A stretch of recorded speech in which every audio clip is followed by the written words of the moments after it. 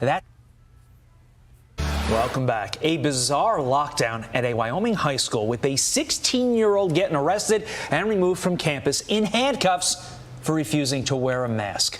That student, Grace Smith, and her father, Andrew Smith, are with us now. Thanks to the both of you for being here. Grace, first question to you. Describe what happened. I have been protesting the mask things with fellow students for the entire school year, and I went to school like normal, and I left first hour after coming back from my second suspension for them calling it a continued willful disobedience for not complying to the mask mandate. I had previously had one $500 citation, and during first hour I went down to the front office and they locked me in the lunchroom before I was even suspended, and then gave me a second $500 citation for trespassing after my suspension, and then proceeded to arrest me after putting the school in lockdown for an hour and a half. Even though I was not a disturbance, I just sat in the lunchroom asking to go back to class. Locked you away for all intents and purposes because you weren't wearing a mask. What's going through your head as this is happening? I thought it was absolutely ridiculous. I wanted to go back to class just so I could learn, and I never thought that they would actually arrest me. It honestly really surprised me to see them put me in cuffs and take me to the jail. Wow. Andrew, as a father, how tough is it to see your daughter being treated worse than actual criminals in our country are currently being treated right now? Well, it's appalling, and frankly, we approach this from a perspective of constitutional law. And in the state of Wyoming, the constitutional law is not only designed to protect us as individual citizens of this state, but is also written that the state of Wyoming will step in and act on our behalf. And we're just appalled that through this whole process that nobody would step in and act on Grace's behalf and support her civil liberties that were guaranteed to her by the Constitution of Wyoming. And so it's been just amazing to witness from an outsider's perspective, and appalling, frankly, that they would take it this far, and that nobody through the entire administration, whether it be law enforcement officers, city police chief, county sheriff, governor's office, it didn't matter. Nobody was going to step in and help on her behalf. Let's continue to view this through the prism of being a dad. Obviously, I've got a very, very young daughter, but I want to keep on this dad theme. What is your reaction to your daughter taking a stand like this? She is a strong-willed child. She is brilliant and amazing. So my reaction through this whole process has been that of support, especially once we figured out that the mask policy was unlawful. Then we were all in, and we were going to do whatever it took. So boasting with pride, but we never thought that it would go this far. And I'm just so stinking proud of this girl for standing up for herself. And it's not just her; she's doing it for the civil liberties of every individual. So. Let's quickly get in the Albany County School District statement. I'm going to paraphrase part of this. This morning at Laramie High School, there was a brief lockdown related to a student disciplinary disturbance in the main office. Goes on to have a few more details. All students are safe. The lockdown was issued in order to prevent further interruptions to academic learning. So there you have it there. Grace, would you do it again? If I had to, yes, but at this point it's not safe for me to be at school because there have been threats to my family, and there was a threat of a school shooting last Friday, I won't be returning anytime super soon. All over a mask. Final question to you, Grace. What's your message to those who feel that their rights are being trampled on, whether in this kind of a context or just in general? I believe that every right that you feel is being infringed upon is worth fighting for, and my dad and I have closed off every meeting with a quote of Benjamin Franklin by saying, "Those who Shalom. First and foremost, I give all praise and glory to Yahweh by Hashem Eloshai, by Hashem Rakakadash, Yahweh being the true name of the world and the cause God, by Hashem being in the name of, and Yahweh Shai being the true name of the world cause Jesus, and the Ruach HaKodesh being the Holy Spirit. Much respect to Akeem Agwafian pushing the truth of the Lord in true faith and sincerity. Shalom.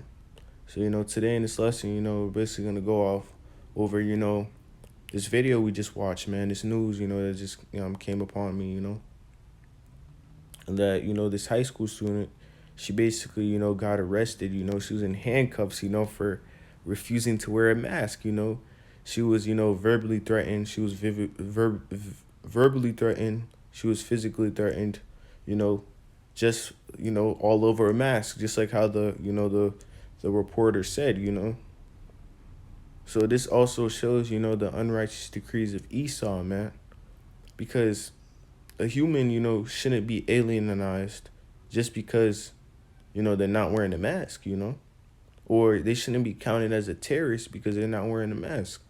There's high people high people in the society who are, raping babies, doing, very demonic things, but they'll rather, arrest, a person refusing to wear a mask before they arrest, a rapist, that's been doing it for 50 years, man. So this shows, basically the unrighteous decrees of Esau. And just notice how this is a fellow Edomite, If it was a Jake, it would have been a big controversy, but just look at it. They're doing it to their own people. So this just shows how, how Esau's the devil, pushing out unrighteous decrees, like someone, is counted as a terrorist because they're not wearing a face covering now. And Esau is the one who's creating all these, all these pestilence, all these sicknesses. They're all made in the lab and they put out into society so they can, basically, get their new world order done, man. Their NWO, because their plan is, to decrease mass population, to have less people on the earth, So ultimately, Esau, he's coming with great wrath, man. Soon, man, if you don't have the jab, you won't be able to do anything, man. You won't be able to work. You won't be able to do certain things. You won't be able to go to certain places. Esau is gonna be very draconian, man. I'm a brother that's still in school. I asked, these people, basically testing, their thoughts on the jab. A couple, classmates, who actually took the jab, man, and she was out here, she showed me even her card, her jab card, her Maxine Waters card, the C, the C jab, the C jab card, and she basically said that she always has it on her just when, the times come, to show proof that you've been jabbed, So ultimately, time's going to speed up, man. There's going to be, it may be soon, man, that we see, the jab is fully mandatory. You won't be able to do things. You won't be able to, travel to the place you want. They're going to have jab cards. They're going to have jab passports. They're going to have everything, man. So now let's go to the precepts, man. This is the book of Isaiah, chapter 10 and verse 1, and it reads, "Woe unto them that decree unrighteous decrees, and that right grievousness which they have prescribed." So the Lord, he's saying, through the prophets, woe unto them that decree unrighteous decrees, and woe means destruction upon you, So destruction unto them that decree unrighteous decrees. And we know that unrighteous decree is something that, is very draconian, something that is just unfair, it's very, it's unrighteous, and the decree is a law, or a commandment, So ultimately the Lord's saying, destruction upon them that decree unrighteous decrees, that make, unrighteous laws, and that right grievousness upon to which they have prescribed, So ultimately, Esau is an unrighteous decreer, He creates, false laws, and even if you go into Emancipation Proclamation, people have the right to free speech.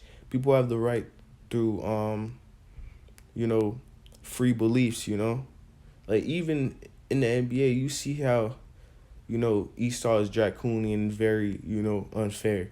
Look what's going on with NBA player Kyrie Irving. They're demonizing him just because he doesn't want to take the jab, man. They're putting the pressure on these celebrities. So if they put the pressure on these celebrities, what do you think they're going to do to regular citizens, man? They're going to go even harder, man. There's people out here, being called as terrorists, just because they're not wearing a face covering now. That's very unfair. And then this line in the scriptures, it says, when the righteous are in authority, the people rejoice. But when the wicked ruleth, the people mourn.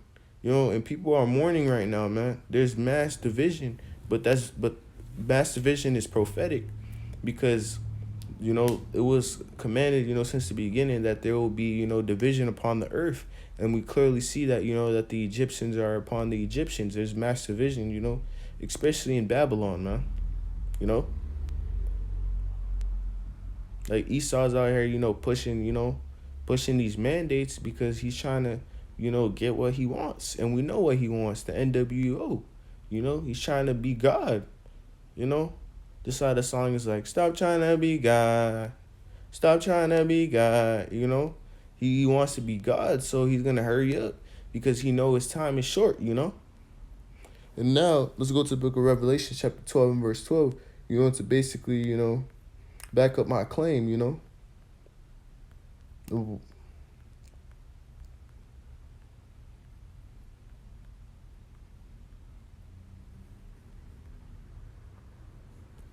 This is the book of Revelation, chapter 12 and verse 12, and it reads, Therefore rejoice, ye heavens, and ye that dwell in them.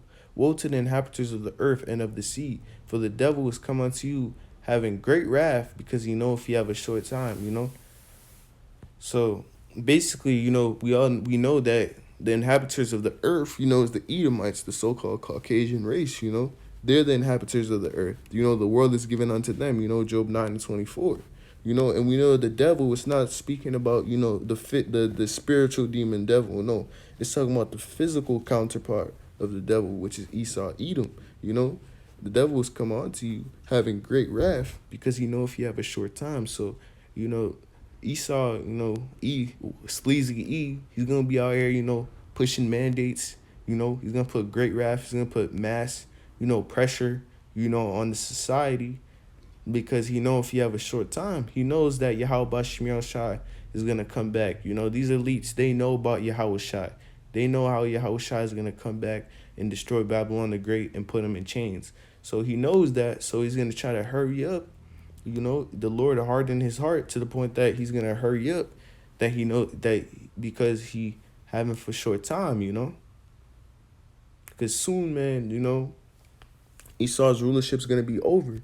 So he's going to go fast as he can, It's like, it's 2 seconds left in the quarter, You have to run as fast as you can to the other hoop so you can score, And that's basically, the same mindset, Esau has. He's trying to hit the game winner to become God, you know what I'm saying?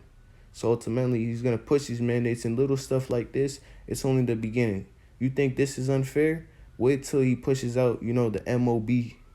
Marcus the Beast, and you won't be able to do anything, man. You won't be able to buy or sell lest he that have the mark in his name and he that have wisdom, the number is 6666, So ultimately, Esau, he's going to push. He's going to come with mass pressure, man. So this is why you got to stay in the spirit of the Lord. You pray for strength in the times of persecution that are to come. So, with that, Lord willing, you're edified. I'd like to give all praise to Yahweh, Bashim Shai, Bashim Kakadash, Barak Dehaw, Barak Shai, Barak Dehaw, Barak Shai. Shalom.